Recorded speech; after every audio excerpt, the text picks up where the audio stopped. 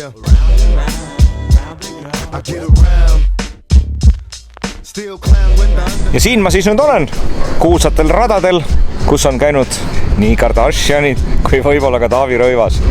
Aga vaade on igal juhul. Ma ei tea, kas nüüd südant lõhestav, aga võib-olla pükse lõhestav küll, eriti seal kõrgemal pool.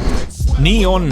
Vedeledes kuulsate ja rikaste saarel ning aeg piiratud, on ilmselt kõige mõistlikum neile läheneda ülevalt poolt.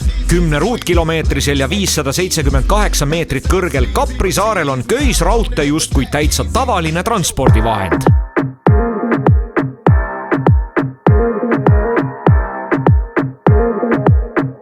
She gon' make you move to Miami. She ready for the take, and I got the motivation. Cause when you see your dance, there's a chance you might not come home from vacation. And if you look, you'll fall in love. She got that ass, she make it clear. She leave you shook, and now you hooked. The way she dance, she gon' make you move to Miami. She gon' make you move. She gon' make you move to Miami. She gon' make you move. She gon' make you move to Miami. Oh yeah. She gon' make you move to Miami. Ma olen siin Kapri saarel piinlikus olukorras, sellepärast, et ma olen reaalselt sattunud sellisesse kohta, kus minusugused ei käi. Sellepärast, et tahtsin süüa, tulin istusin maha, küsin taas veini ka. Oled ju siin Itaalias ja peaks veini jooma ja toodi selline raamat. Minusugusel tavalisel maainimesel oli see pildi nagu jumala kirjustanud, mis asja nagu keerulised nimed. Kutsusin ettekandja, küsisin nõu, ta hakkas rääkima mingisugust keerulist juttu. Ma ei saanud midagi aru. Tellisin veini ära, vaatasin huvitav aastakäik. Eestlasele kohaselt ega seda kõige kallimat ei kannata ju võtta, et võtaks sealt altpoolt midagi. Ja 40 € veini kohta öeldi, sorry, seda meil ei ole. Kas toome teile äkki selle natukese teise aastakäiguga veini? Pidin ju sellega leppima, aga samas hinda ma ei tea. Nii et nüüd ma siin ootan üllatusega seda arvet.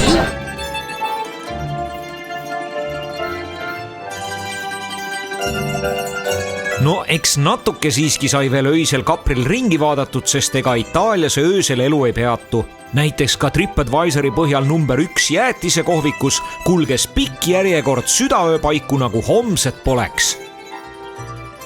Ning minu arvates on ka see Stefano Bombardieri kuulus taies Marta ja elevant Prada kaupluse ees kuidagi märgilise tähendusega.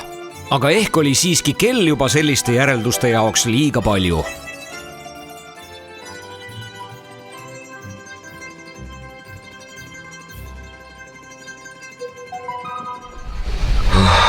Hommik Kapri saarel. Teagi mida öelda. Kardashianide eluaset mul ei õnnestunudki välja selgitada, aga tean, et kuskil siin neil pesa on. Igal juhul võib lühidalt kokku võtta, ega siin lihtne siin saare peal ei ole, sellepärast, et siin peab rahakott puuga seljas olema. Kõik on meeletult kallis. Õhtul näed, kuidas härrad sigarid suus kõnnivad siin ringi kaunite daamidega. Punased mokassiinkingad jalas, sokke ei kanta. Nii see elu siin käib, nii kauaga. Naudin seda oivalist mäevaadet siit aknast.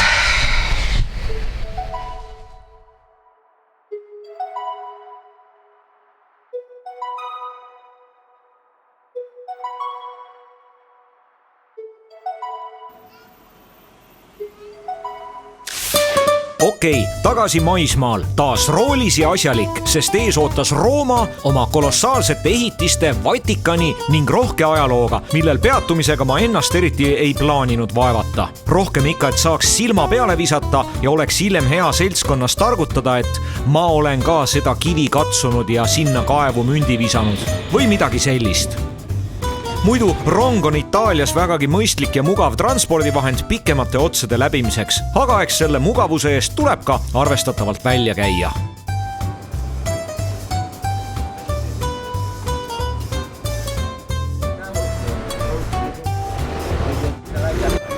Okay.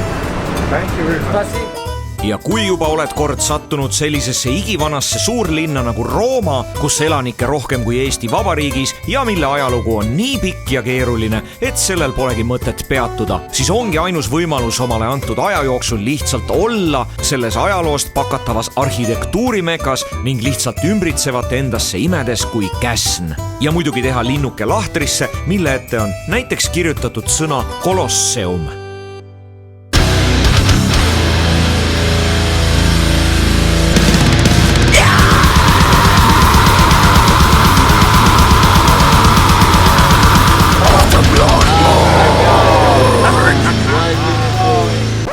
Muidugi, mis mulle reisidel olles ekstra meeldib, on see, et kui sa näed Aasia turiste, siis sa tunned nad kohe kaugelt ära, mitte ainult sellepärast, et nad näevad natuke teistmoodi välja, aga peamiselt just Aasia turistide hulgas on populaarne selfitamine, selfie-stickid ja igasugune natukene veider pildistamisstiil, mida teiste turistide puhul ma ei ole väga täheldanud.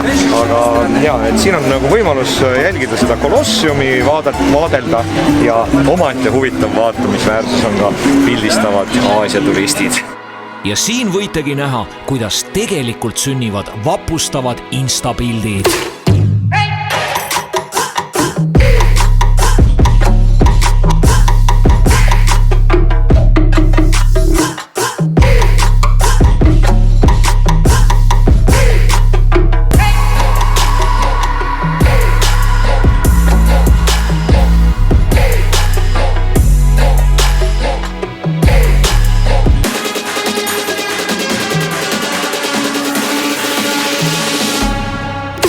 Verivorst on maas, aga maitsesin sitt. No eks kui päev venib pikaks, hakkadki juba asju ette kujutama, mida tegelikult pole. Kas vanakooli lifti pole ka näinud tükk aega?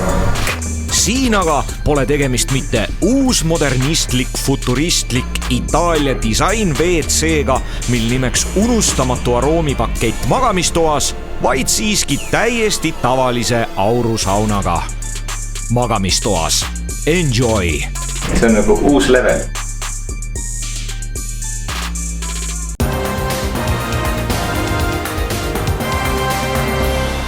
Uuel päeval ootas mind aga ees tõenäoliselt kõikide Rooma reisijate teine kohustuslik sihtpunkt. Jah, arvasite ära, loomulikult katoliku kiriku keskus Vatikan. Keerulise ja segase ajalooga väikseim linnriik maailmas, mida juhib loomulikult ka väljaspool oma piire suurt mõjuvõimu omav paavst. Kuna ma nõukogude ajast pärit tagasihoidliku inimesena ei viitsi enam pikkades sabades väga seista, siis otsustasin piirduda kogu selle maise toreduse väljaspoolt imetlemisega, arutledes oma peas samal ajal selle üle, kuidas ikka mõned inimesed on suutnud nii palju võimu ühte pisikesse kohta koondada, mõjutades samal ajal miljardeid teisi üle kogu maailma. Aga tundub, et ma pole siin kaugeltki mitte ainus. Päevas käib siit läbi ilmselt mitukümmend 000 inimest ja aasta jooksul külastab seda paika ligikaudu 7 miljonit.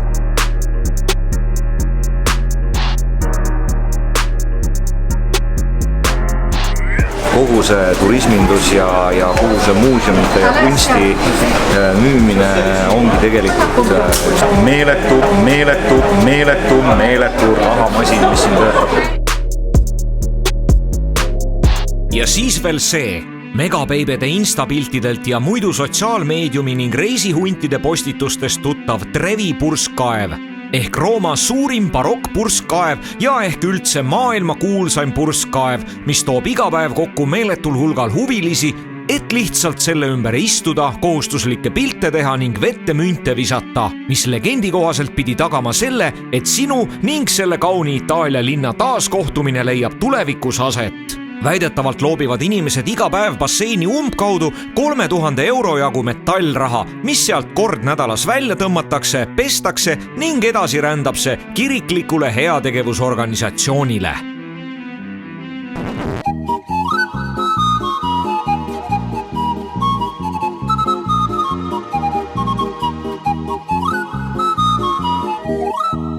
kuna peale lõunast karastust saingi aru, et mulle siiski ketserlikud ja ülerahvastatud suurlinnad ei sobi ning kuna üks sarnane paik ehk Milano on veel to-do listis, asusin liikuma. Ja seda ikka juba järgi proovitud vana tuttavat raudteed mööda. Olgugi, et teadete tabloo nägi ikka endiselt välja nagu pizzamenüü. Saan aru tegelikult, miks Itaalias nii palju röövleid on, sest kui oled oma silmaga näinud neid fashion butiike, moekaupade hinnasilte ja rikaste eurooplaste hullunud shoppajatest horde, siis tekib tunne, et tahaks isegi neist mõnda röövida. No tegelikult siiski mitte, sest eks isegi omaenda vaesuslevelil olles tuli palju vaeva näha, et mitte paljaks varastatud saada, kuigi see päris 100% ei õnnestunudki. Ilmselt järgmine ebaturvaline paik maailmas on ehk mõni Lõuna-Ameerika riik, kus sind konkreetselt relvaähvardusel paljaks röövitakse. Itaalias veel üritatakse seda siiski teha vaikselt ja kavalalt, kuid järjepidevalt.